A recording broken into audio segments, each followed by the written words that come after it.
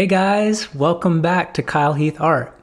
I am so excited about this video because it's on a topic that is very important to me, and that is the skill of seeing.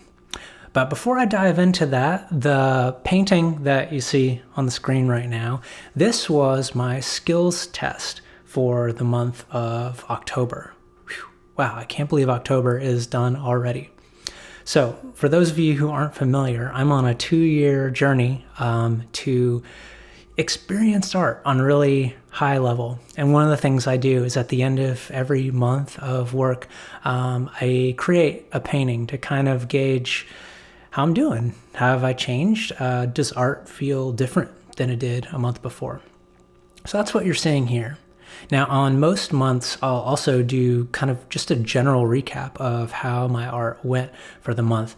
But I'm going to skip over that this month because this topic is so big. I just want to talk about seeing today. Seeing, in my mind, is one of the sub-skills of art.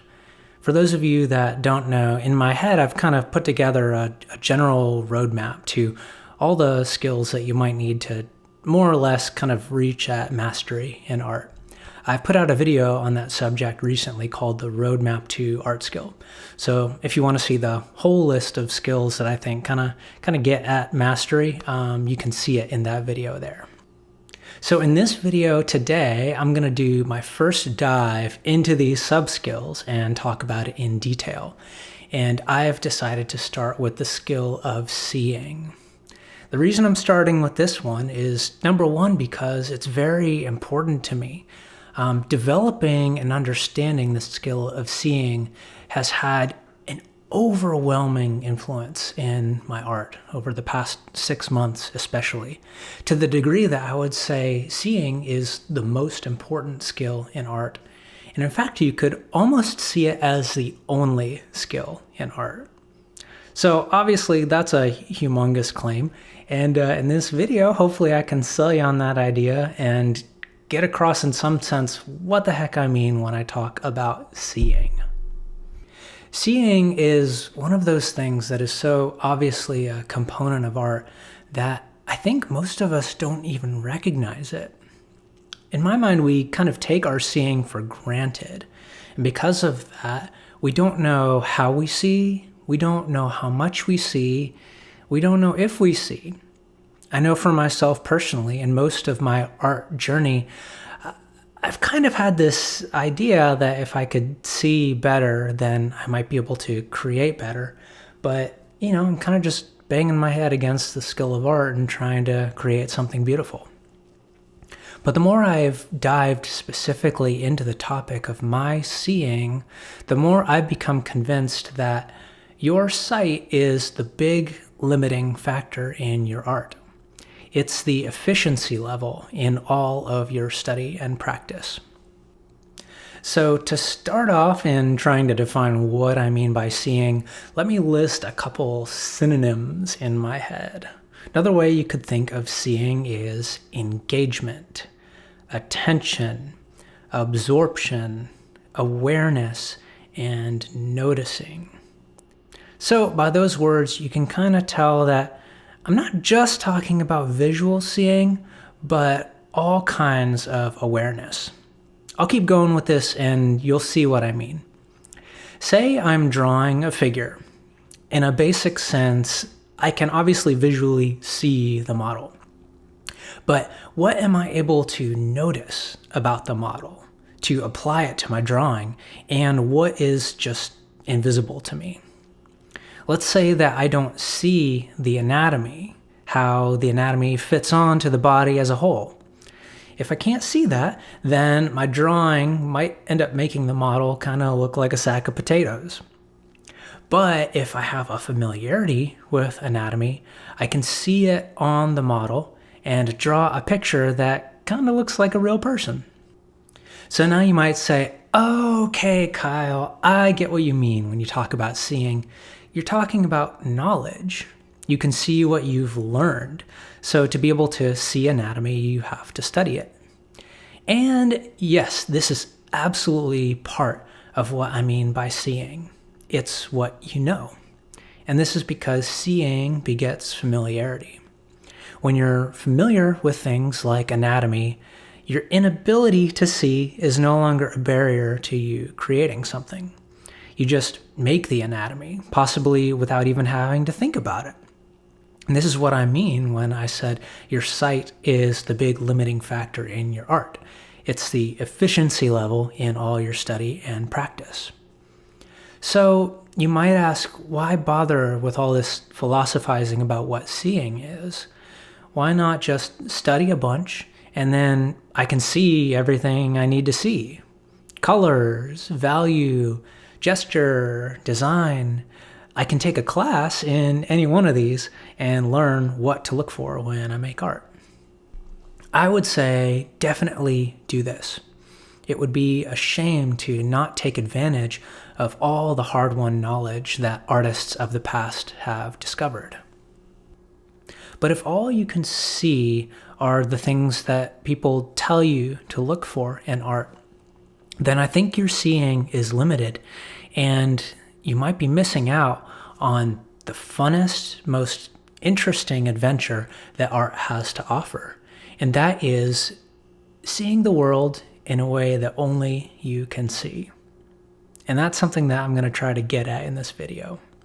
So when we look at skills that you can take classes on, like colors, value, design, it's worth asking the question, how did they figure all that stuff out? How did Van Gogh learn to paint the way he did? Or Monet or Da Vinci? My argument is by seeing, really seeing. Da Vinci didn't become Da Vinci by taking art classes, even though he did take art classes. I'll quote Ralph Waldo Emerson to really bring this point home. He says, "Shakespeare will never be made by the study of Shakespeare." If you are only engaging with the world using the ideas that have already been established, then you're second-hand seeing through a curated filter.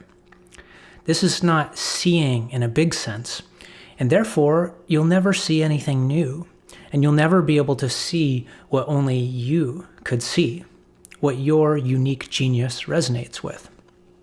What made Van Gogh was his sight. That's it. He saw, and we call that seeing genius. There's a totally novel genius inside you as well. And what fun it would be to experience it and to share your genius with the world. So let's fly down below the clouds again for a minute, and I'll give you an example that hopefully will clarify this. Let's say there's a girl or boy that you like. You want to get to know them better, and you have two options in my scenario. Number one, you can stalk them on Facebook. You can study all kinds of facts about their life. Or number two, you can go on a date with them and experience them directly. Now, the facts about them sort of point at who they are, but until you experience them directly, your knowledge of them is one-dimensional. Information about a person is at best a cartoon shape of who they are. It suggests them, but it lacks the life and poetry of the real thing. You can only see a person for who they are through direct time and attention. Now, art and life in general is exactly like this. There's a life and a poetry to the world that cannot be accessed by analysis. The facts about the world are incidental. They're only descriptive. They suggest a shape. And to see the world, or for our purposes, to engage in your art only through ideas and facts, is to engage with a filter that blocks out the juice of reality. And that juice, that real thing, can only be engaged with through direct contact and experience. So let's say you want to get to know art better. you've got two options, just like this dating scenario that we were talking about.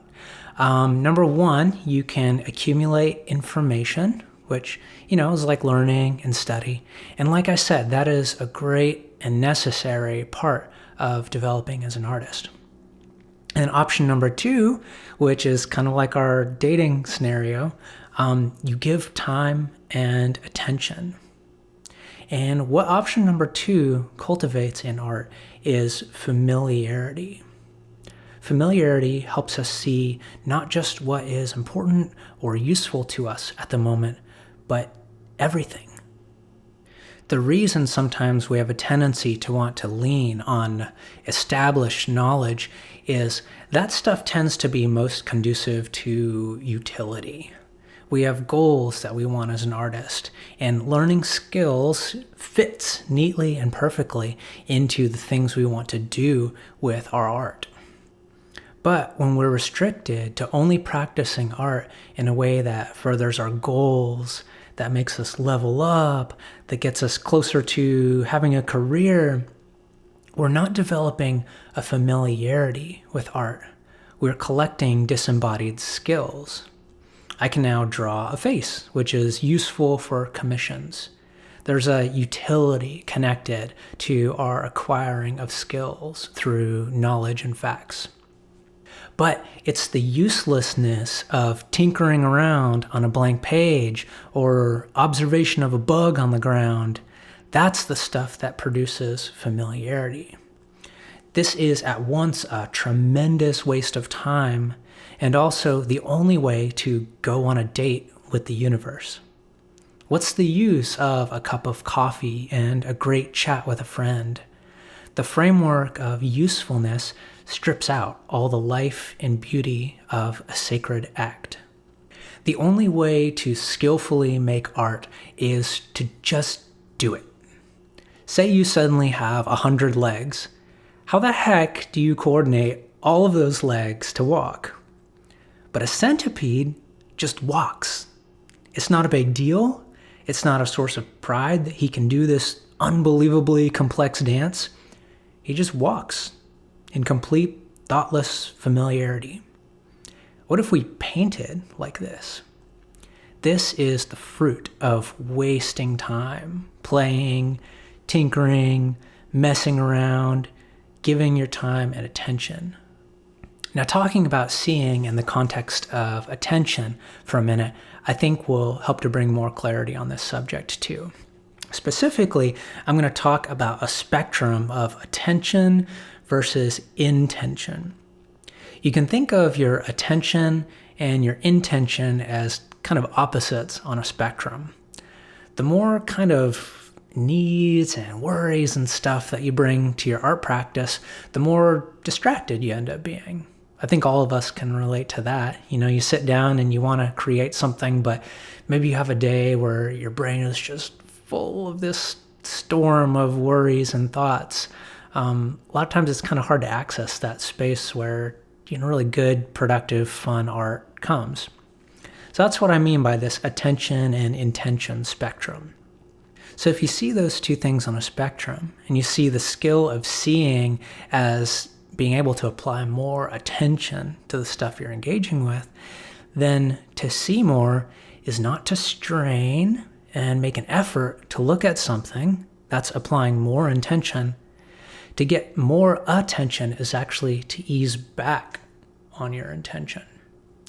So it's to let go of the need for usefulness, importance, needs, worries, value, thoughts. As you let go of those sorts of things, your intentions, then seeing actually just happens. And over time, you can get the hang of kind of letting these things go rather than fighting them off. And then, like muddy water, your intentions start to kind of drift down like little dirt particles, and the water becomes clearer. Your attention stabilizes itself rather than you making an effort to pay attention. And then seeing just happens as a byproduct of that. So my own skill in seeing is not like wham pow amazing, but at this point I have spent hundreds of hours cultivating it. So I do have some footholds, I think, on how to cultivate this. And so I want to end this video by just listing a couple ways that you could kind of look at this idea that I've been talking about. So you can consider this final list maybe a set of keys, and maybe one of these keys will open a door to you exploring the skill of seeing further. If any of these resonate with you, then try them out. And if they don't, then forget about them. So the first way that you could start to cultivate this seeing is by meditating. I've been meditating for about a year and a half now, and I didn't do it for art, but it turns out that the meditation has helped my art tremendously, specifically because of this seeing thing. And as an added bonus, meditation has also attached me to a way of seeing the world that I haven't had since I was a child. And it's a way of seeing that I find really precious and sacred. So I'm really thankful for all the stuff that meditation is giving me. And one of the things is it's helping me to cultivate this skill of seeing in art. Meditation has helped because it's helped me to settle the muddy water in my mind, all that storm of intentions that I was talking about earlier. I find that the stiller my mind is, the more that I'm able to see. And that's because my intentions aren't fogging up my view of the world so much. All right, so suggestion number 2 is F around and find out. And for that first F, just insert your token cuss word and you'll see what I'm saying. F around and find out. This is a phrase that I use to describe tinkering, basically. Tinkering is a great way to just kind of swim around in something, developing familiarity through time and attention. This messing around produces happy accidents, unintentional discoveries through intuitive play. Basically, it's just treating the world as your playground. Suggestion number 3 is to commit to the experience. This has been a new but very significant key for me, and I'll do my best to explain what I'm talking about. I have this habit when I'm in an undesirable moment to kind of just void out my awareness and wait for a better moment to come. In my mind, I think, okay, I'll give my attention to life when things are better, but for now, I'm just going to shut down and kind of ride out whatever's happening. And I believed that in this way, I was conserving my energy for good moments. And I did that because I considered my energy to be a very limited resource that was sapped by engaging with what was going on. But now that I've found an attention that doesn't deplete energy, but comes from just releasing my intentions, I found that I can now commit to being here right now without needing to conserve anything. This means I'm choosing to be in the moment I have instead of kind of sitting on the fence. You can think of this idea as like putting a ring on it, like put a ring on your life, commit to your life. For me, it's been helpful to consider this life as the only one that I have, rather than living in an imagined future, better situation all the time. I found that most of my life I've kind of had this easy out of negative experiences of just kind of wishing stuff was better and blocking myself from what's really happening. But I found that as I can commit to the moment, whether it's good or bad, pleasant or unpleasant, if I can just commit my attention to what's actually happening instead of wishing for something else, then I notice and I see. And there's a beauty in that as I notice and see. Okay, just a couple more suggestions before I wrap up. Number 4 is to relax. Relax something. Relax anything. Most of us are so bound up with tension all the time. Not only in our body, but in our mind. We're just, this big knot. And we kind of view it as a big impossible task of like finding any kind of peace because our life is so complex. And so what I'm getting at here with relax anything is find something you can relax. Maybe it's your shoulder. Maybe it's worrying about what you're going to eat for lunch. Whatever you can find to relax it. And what that can kind of do is that starts a little baby momentum of relaxing. You don't have to relax everything, but if you relax something, that gets the ball rolling with relaxing. Maybe if you can relax your shoulder, then that'll make it a little bit easier tomorrow to relax your neck. Maybe that'll make it a little bit easier tomorrow to relax about money. It's about starting this momentum of letting go a little bit. And my final suggestion is to experience boredom. That might seem like a weird sell, but a lot of times our distractions are because of a sense of distaste of boredom.